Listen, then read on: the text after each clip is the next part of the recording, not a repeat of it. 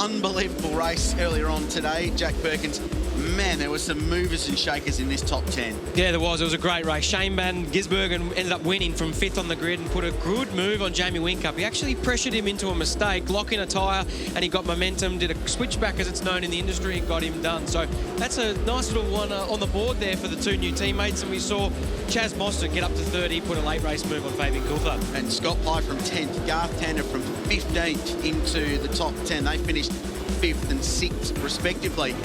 Stories at the opposite end of the grid. One of them, Jason Bright, a great qualifying performance for the Team BOC driver. Started the race 6th, unravelled about 400 metres into the race when he was carted off the road down at turn 1 in that turn 1-2 crush and ended up stranded out at turn 3. So Jason Bright will do this one from the back of the field, as will Todd Kelly. Had a mechanical failure on the car sales Nissan and stopped to drivers left on the exit pit lane. So some dramas for some.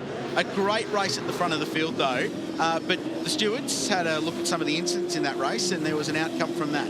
Yeah, there was. So Mark Winterbottom was turned around right on this part of the circuit here, the high-speed turn. Fabian Coulthard was up the inside and fortunately they made contact.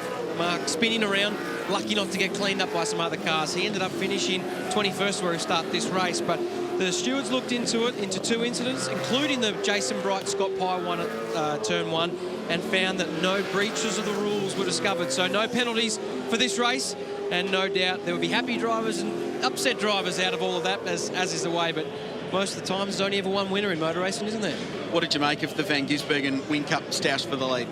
Look, I think Shane's really asserted his authority there. It's very hard to pass your teammate in this industry because, you know, you don't want to rub doors and swap panel, because the #1 rule from Roland Dane is you can race as hard as you want, but the minute your paint from your car touches your teammate's car, it's not going to end well in his office. So, great move. Like I said, he did pressure Jamie into a mistake. He had a left front tyre locked in the back straight there into the right-hand turn. It enabled Shane to get some momentum and got the switchback done and got the passing move into the penultimate corner. So, double file restarts. We saw this at the start of the last race and also the safety car restart. So 2x2 down the front straight. They go when the red light drops out, and Shane Van Gisbergen's your pole man. There was plenty of chatter on social media about that side-by-side restart mid-race as well. So race 2, the V8 Supercars at Albert Park. The Red Bulls on the front row.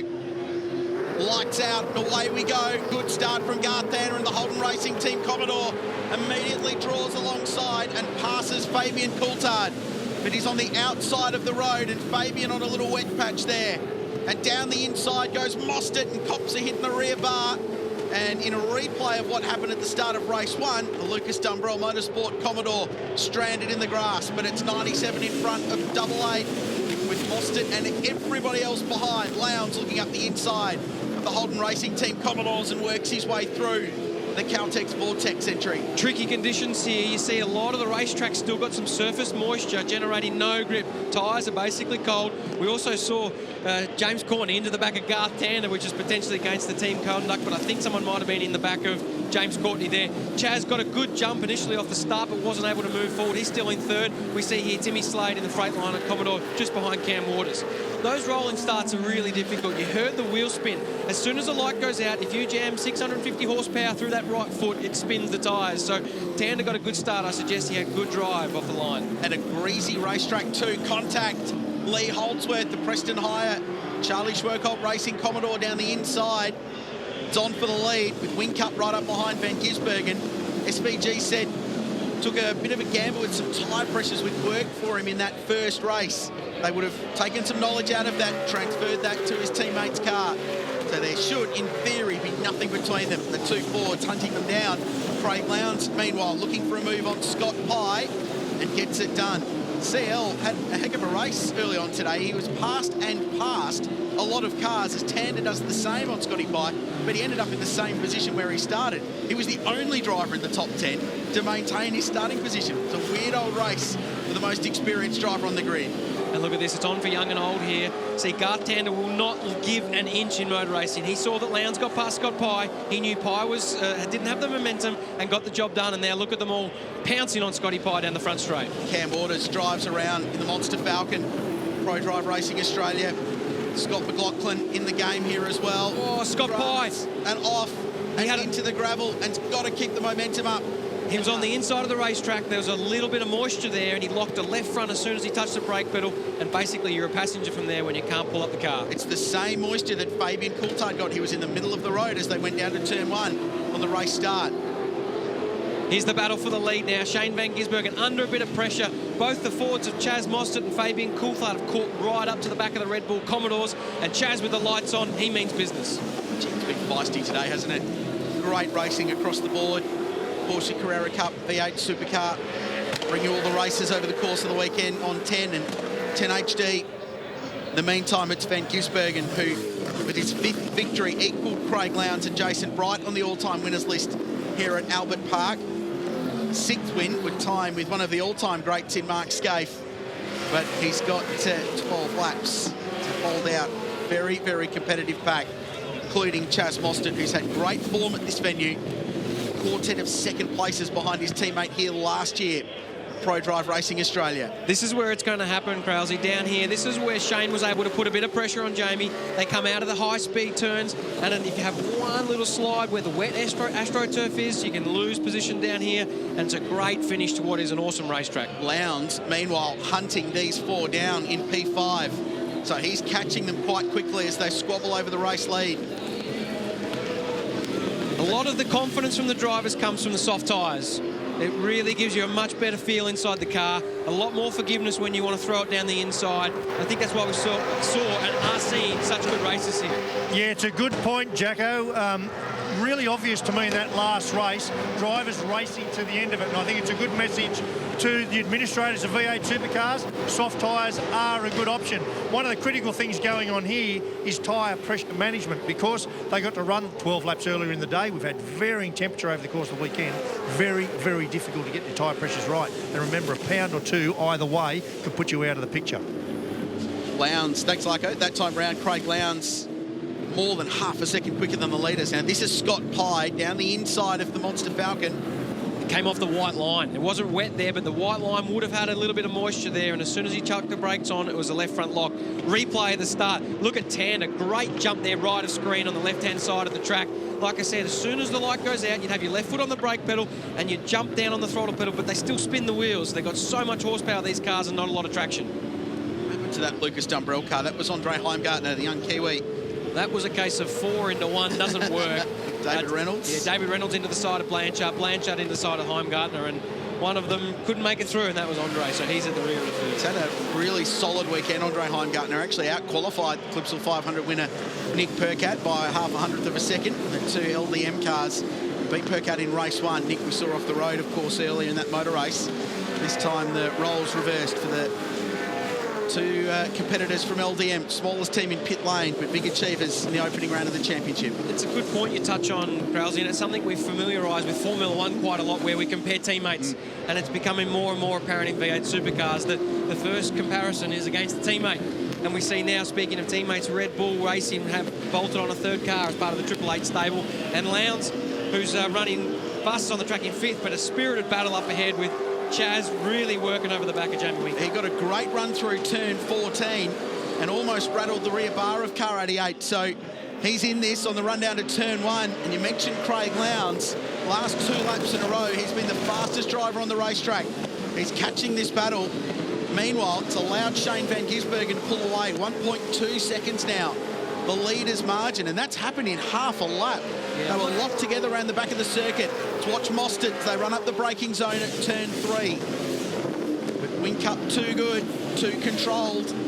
Mostert's just going to have to bide his time and wait. And meanwhile, Craig Lowndes looms in the background. And yeah, speak of that teammate battle, that was always going to be one of the tales, was how would Craig Lowndes in that new 3rd entry from Triple Eight go against Shane Van Gisbergen and Jamie Whincup? Well, the answer so far is pretty well. Yeah, I mean, we've got 3 A-grade top-class drivers there, and we've seen some teams expand. Triple Eight have gone to 3 cars. HRT, on the other hand, have downsized. They've got rid of their customer operation this season, and they're focusing on the 2 red cars, the 2 Holden Racing Team Commodores of James Courtney and Garth Tander. But we see their Lowndes on screen. Definitely the fastest car on track. He's ranged right up to the back here. I'm not sure whether Jamie Whincup's potentially just not happy with the rear of his car. He doesn't have the pace of Shane Van Gisbergen, who's set in purple sectors here. He's the fastest car on track through the first section of the racetrack, and Jamie's falling back into the clutches of Chaz and Fabian. Behind Larko? So I was just going to say, for me, this is a really key moment in the championship, because this is the first time we've seen guys in battle where Shane Van Gisbergen is pulling away from Jamie Whincup. Jamie will not like that. If you rewind to previous years, Jamie's worst days have typically been when Craig Lowndes was having his best days. And to me, there's so much of a mind game going on this year between these two guys. You're going to hear me talk about it a lot. I already have, and I'm going to continue to do so. This will be the battle of the year. I'm keen for your input, Larko, on Chaz Mostert. You do a lot of work with young, talented racing car drivers, and you know as well as anyone that the mental game is so important. It must be a big tip for him with how he's got back into the game and right at the front of the field. Yeah, Crayley, look, a whole lot of cars going past. I didn't quite hear, but I think I got the gist of it. I actually think Chaz has done a ripping job getting back and getting up to speed, because you've got to think, over the last couple of years now, you know, big crash at Bathurst, what was it, 213, I think it was, another big crash at Bathurst, big crash at Winton, 2 crashes in 2 Clipsal 500s, and he's had to bounce back from all of those. This guy's raw, he's talented, but with that often goes the need to be able to temper that, manage that, and turn that into race results. And that's why you see guys like Jamie are so hard to beat, because they've got both sides of that. And what we often forget, whether it's Scotty McLaughlin or Chaz Mostert, Scotty Pye, a lot of these guys are young. They're under 25 years old. And as you know, as a young bloke, you don't mature till you're 24. Thanks, Larko. That rain shower caught Chaz Mostert out down at turn 1. Jack Perkins, he ran off the road, shortcutted. He dropped from 3rd place down to 5th. He's elevated Craig Lowndes onto the podium. And how's that? 888, 1, 2 and 3. And I'm telling you now, Lowndes is one of the fastest cars on the track. We look at the replay here. See Chaz right front locked, and he's just speared off the road there, while Craig Lowndes managed to get the job done on Fabian Coulthard. And I tell you what, Chaz's re-entry here, we nearly saw a repeat of a crash we saw some 13 years ago between Paul Morris and Paul Dunbar. Look at this. So close not to tag the back of Craig Lowndes, and that would have ended in tears. This a little bit further down the field. LDM cars, Andre Heimgartner in the wars today. Grabs a break, funnels down the escape road. Not the only one to do that today. A couple of Formula 1 guys in the wet conditions early on did the same thing. It's a good link there, actually, while we're talking history. We've got to send a bit of a birthday message to one of the greats of our sport. In fact, Cars He Prepared have been hugely successful here, but it's your old man's birthday. Yeah, it is, yeah. 66 years ago today he was born, so happy birthday, Dad. And, yep, their car's had a few successes over the years here, so hope you're enjoying a beer somewhere, Dad. But it's all about the race here. We see Craig Lowndes right on the back of Jamie Whincup. And this is interesting now.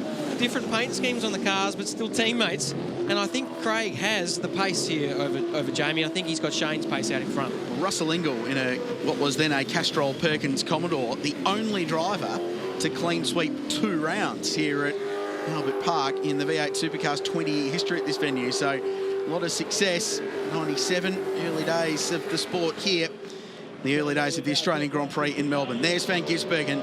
That's the margin, but Lowndes hunting Whincup down and sets his personal best fastest lap of the race, 57.7 to Whincup's 58.4. Van Gisbergen just punched out the fastest lap of the motor race as well. So he's got good pace out in front, SVG, and watch Lowndes. He's on. He got a very good run out of turn 2. He'll be looking racy up to 3. I tell you what, you've got good car speed around here. If you're setting your fastest lap on softs towards the end of the race, it means you've got good speed. So Lowndes has got excellent speed, and he's right on the back of Jamie Whincup here. He's looking to make a move as soon as he can. Jamie seems to have struggled a little bit today, Jack. It's been an obscure day for the multiple champ. And Lowndes hauling him in, and that inter-battle we've been talking about within 888. The other thing we should notice is that Roland Dane's cars are 1, 2 and 3 at the moment. So that will be a very, very big milestone for that team, having expanded in the off-season.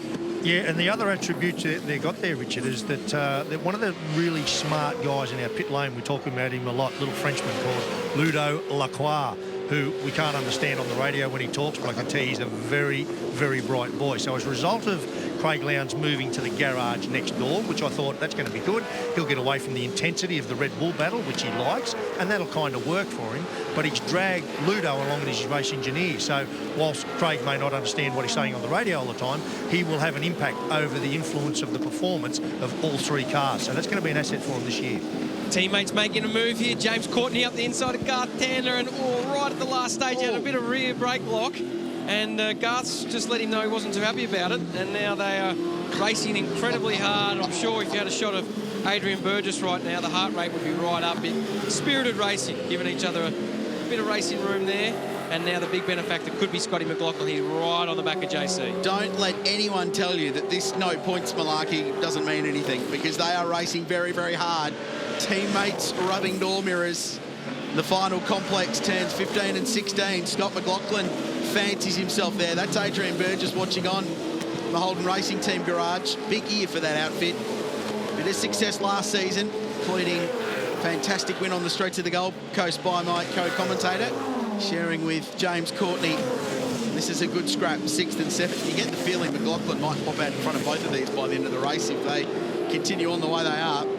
Van Gisbergen continues to lead Jamie Whincup. The leading margin, 2.8 seconds now. Lowndes just a fraction slower than Whincup last time by, so that margin's just normalised while they scrap over the final spot on the podium. Yeah, the Holden Racing Team have done a lot of work in the off-season to try and improve the consistency and the performance of the cars, and started the year incredibly well. I mean, double podium for James on Saturday and a podium for Garth on Sunday, which is encouraging signs. One of the most successful teams in V8 Supercar history, and good to see them making some progress. You see here, Lowndes still pressure in the back of his teammate, Jamie Whincup, and Chaz Mostert looking very racy behind Fabian Coulthard here. It's so hard to pass your own brand of car because you've got the same engine, same bodywork, so your aerodynamic performance and your engine ability is exactly the same, so your weaknesses generally come from driver error, and that's where you need to pounce. We spoke in race 1 about the impressive performance from DJR Team Penske here, and the fact they translated their speed from the Clipsal 500 to a completely different style of racetrack, and it's got pit lane and the media corps talking that they could be a contender perhaps a little bit sooner than everyone expected. Very canny signing of Fabian Coulthard alongside Scott Pye, 2-car expanded program. They're another team that's done a lot of work, you know, in the garage sense. I mean, Phil Keed, who's a well-renowned engineer, he came with Fabian Coulthard from Brad Jones Racing. He's very well respected up and down pit lane.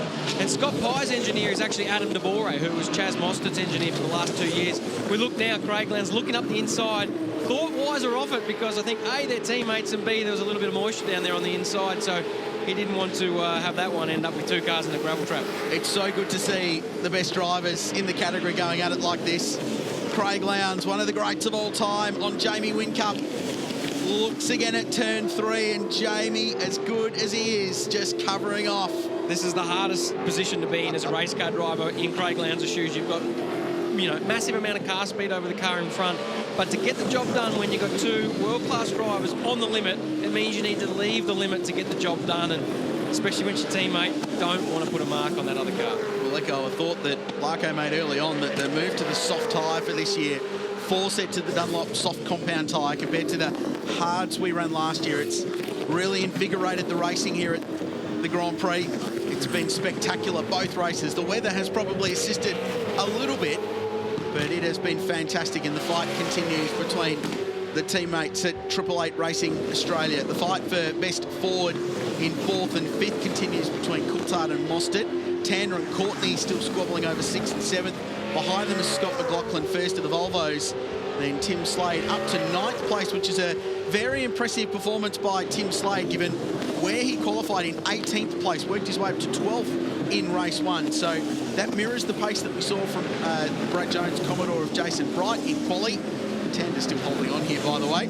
And Michael Caruso just inside the top 10. We should also mention Mark Winterbottom has worked his way to 12th from nearly the back of the field in the Pro Drive Racing Australia FGX Falcon. So he's carved his way through and try and get himself in a position to contend in tomorrow's race. Hey, boys, just look at Craig Lowndes lurking around in the back here. I wish we had an in-car camera there. He'd have a great big smile on his face. This is the stuff that Craig Lowndes loves doing, driver stuff. And when he's on your back bumper like that, I can tell you, he's a pest. He's an absolute pest. And Jamie is the last bloke that you want behind you at this point of time. And to go to the point about your soft tyre, Richard, you're dead right. The frequency in which Craig is pulling out and having a little look, you just wouldn't be doing that on a hard tyre. You'd be trying to manage it. I love the fact that these guys are having a crack, and this will go down to the wire. Yeah, it's right. It's the forgiveness factor, and it's hard when you haven't driven on the 2 tyres, but effectively you've got more grip and you've got more opportunity to leap off the limit of the tyre grip, sneak up the inside. With a hard tyre, as soon as you leave the limit and you take it beyond its sort of comfort zone, it locks a tyre and you're in the door of the next car. So it just gives you a lot better grip and a lot better feel when you're driving. And yes, Craig Lowndes will be smiling, but when is he not? Exactly. He's always got a grin on his face. I think this will just make it even broader Of course, in that off-season motocross or trail bike crash, he broke his collarbone, ruled him out of racing in the Bathurst 12 Hour earlier this year, but was back and fit and healthy for the Clipsal 500. And a solid performance there. Had a share of the lead, I think, in that wet race on Sunday. It was in the game at least, and it didn't quite work out for them in the end, but it was a solid performance, and this has just backed up. All three of those 888 cars are going to be very, very strong, as expected this season. And there's the fight for 4th and 5th with Fabian Coulthard and Chaz Mostert. And Lowndes has another look. He's got that early turn in. It's often a bit of a false indicator as to whether he's going to make a move. However, that was more than just Craig getting into the apex earlier than any other driver. He is having a real look. There'll be a lap to go next time by. Jamie's ran a little bit wide. He's bowled wide, as they say. Just missed the apex there at the second to last corner. And to further Larko's comment, I mean, when Lowndes is behind you in the rear vision mirror, because he turns in a little bit earlier, you see the whole front of his car, and you think he's going to have a move. And this has been his strong suit this race. He's been able to get the job done into turn 1 a couple of times, but it is very difficult to get past there because the approach speed and the actual corner speed through there is still quite high. You're in 3rd gear, and it's quite a fast corner. But Clipsal proved this is the kind of scrap that Jamie Whincup loves the most. He won't like that it's for 2nd place as Lowndes sends it round the outside. Now, if you can stay there, you can often position yourself well for turn 4. He won't. He'll try the switchback. Jamie's good, but he loves the fight. And even though he finished second to James Courtney in that amazing race at the Clipsal 500, you saw here on 10, he got out of that grinning and say, mate, that's why we go car racing. We love driving these things as hard as we can and scrapping for a race victory. This is for P2, but I don't think he'll be enjoying it any less. It's why Whincup gets out of bed in the morning. Van Gisbergen out in front to make it 2 from 2 at Albert Park. The fight's still on for the Miners. Whincup backs it in to the chicane, the right hand around the back of Albert Park. Doesn't open the door for Lowndes at turn 11. I tell you, Jamie Whincup's right on the ragged edge here. I think his rear tyre life's not to the same quality as Craig Lowndes. Just locked the rears as he's put it back into that last gear there, and just lost the rear on the way in, and it's enabled Craig to bounce. But I tell you what, a 888 1, 2, 3 should be very ominous for the rest of the field. Down at Pro Drive Racing Australia, the defending champions might be a little worried. Lowndes on the final lap for 2nd place, wrestles it away from Jamie Whincup. There's a huge cheer from the crowd here at Albert Park today. The folk hero of V8 Supercars wrestles P2 away. It's been a great drive for Lowndes, but what about the drift king of the Supercars? Shane Van Gisbergen started race 1 5th. Worked his way to the lead. He goes 2 from 2 on Fantastic Friday at Albert Park, and it's a 1, 2, 3 for 888 Race Engineering Australia. What a performance, and another really good motor race. That was a great race. Lowndes came from 7th on the grid there, so his car speed was absolutely awesome. And we see Garth Tander, James Courtney finishing 6th and 7th. Bit of a battle back in the pack here between David Reynolds, Scotty Pye and Todd Kelly in the Nissan. I must point out, Michael Caruso, first in Nissan's home in 10th place. That was great. What a good scrap. And these two guys driving as hard as they possibly can. Confirm the results. You know, the top 3. A good drive for Fabian Coulthard backing up his P4 from the race earlier today. Mostert had that error that cost him potentially a podium, though might not have been able to stop Craig Lowndes for P2 in that one. Tander beat out his teammate James Courtney. Those two scrapped all day. McLaughlin to P8, Slade in the 10, and Michael Caruso the first of the Nissans. Rick Kelly to 11th. The champ Mark Winterbottom from the back of the field to 12th. Will give them some hope to work their way into the top half of the top 10 in race 3 tomorrow. Then Cam Waters and Will Davison. Chris Pither, Super Black Racing, rounding out the 15. Lee Holdsworth had dramas early on, was caught up in that turn 1 issue. Preston High Racing Commodore, and ultimately finished that one in 20th place.